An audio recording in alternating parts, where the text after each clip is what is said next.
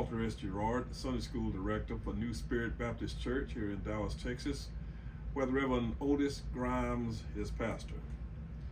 And our Sunday School lesson for today, December the 10th, in the year of our Lord 2023, is the faith of David. And the reference scriptures for this lesson are taken from the book of 1 Samuel, the 17th chapter, the 31st through the 37th verse, and the 45th verse, and the 48th through the 50th verses. This is lesson 2 in our lesson series, Faith That Pleases God. And it's lesson 2 in unit 1 of this lesson series, Profiles in Faith. Unit 1, Profiles in Faith. Now, the story of David and Goliath is one of the first Bible stories most of us heard in childhood.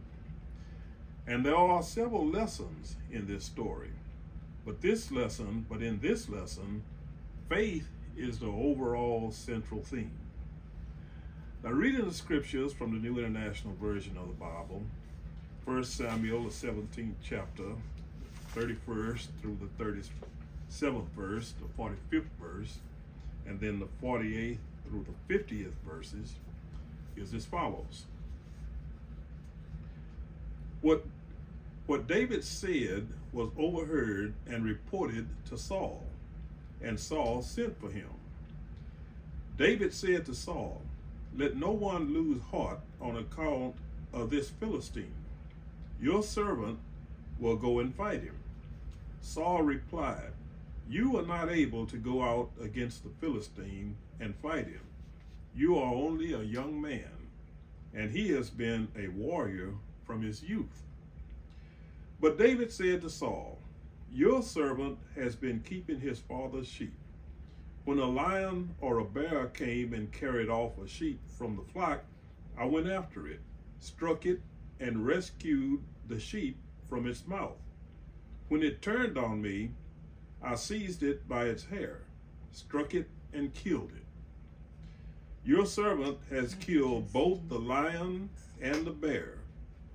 This uncircumcised Philistine will be like one of them, because he has defied the armies of the living God. The Lord who rescued me from the paw of the lion and the paw of the bear will rescue me from the hand of this Philistine." Saul said to David, "Go, and the Lord be with you." Moving to the 45th verse. David said to the Philistine, "You come against me with a sword, a spear, and a javelin, but I come against you in the name of the Lord Almighty, the God of the armies of Israel, whom you have defied." Now the 48th verse. As the Philistine moved closer to attack him, David ran quickly toward the battle line to meet him. Reaching into his bag, taking out a stone, he slung it and struck the Philistine in the forehead. The stone sunk into his forehead, and he fell face down on the ground.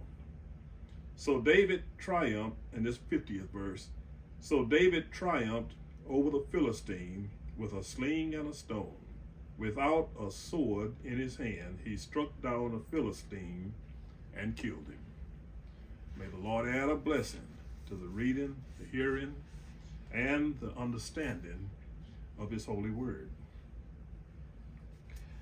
To summarize the events leading up to the first verse of our printed text, Israel and Philistine had drawn up battle lines against each other for war.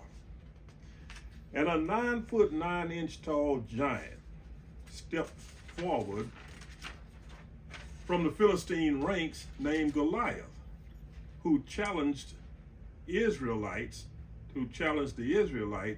to send a warrior out, and the two of them would fight. If the Israelite won, then Philistine would serve Israel. And if Goliath won, Israel would serve Philistine. He would come out every day and taunt and insult the Israeli army, like in this manner. In addition to his size, Goliath wore a bronze helmet, a coat of armor weighing 125 pounds, and bronze leg guards. He had a bronze javelin hung on his back, and he had a spear shaft with an iron point that weighed 15 pounds. The Israelites were afraid of him, and their morale was low. None of them dared to go out and fight him.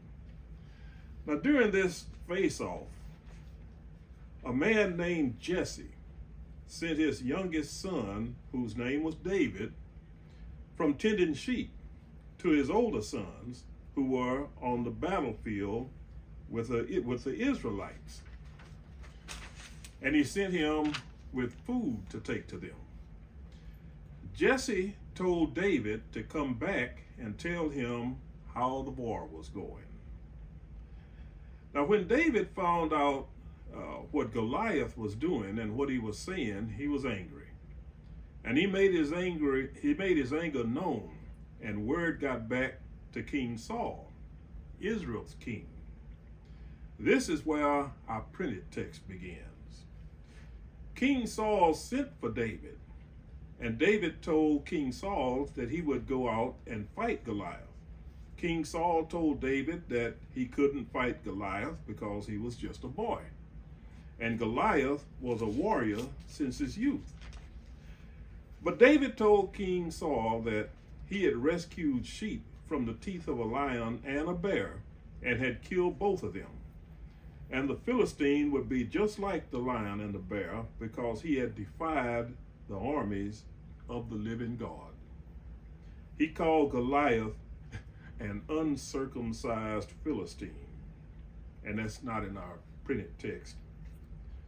So King Saul put armor on David, but David took it off because it slowed him down. He said that God had delivered him from the paw of the lion and the paw of the bear, and that same God would also deliver him from the Philistine. Then he took his shepherd's staff, his sling, and a pouch with 5 stones in it, and prepared to go out and meet Goliath. And Saul said to him, "Go, and may God be with him." Now, moving on to verse 45, we see where David said to Goliath that he, Goliath, came against him, David, with sword, spear, and javelin. But he, David, came against him, Goliath, in the name of the Lord Almighty, the God of the armies of Israel, whom he, Goliath, had defied. Now, we should note here that David pointed out that Goliath had faith in his man-made weapons. However, David put his faith in God, and not just any God, the God of Israel, the same God who we Christians put our faith in. So Goliath moved toward David to attack him, and David ran quickly toward Goliath. David took a stone from his pouch, placed it in his sling, and slung it at Goliath. The stone struck Goliath in the forehead, a spot not protected by his helmet, and sunk in. Then Goliath fell face down to the ground.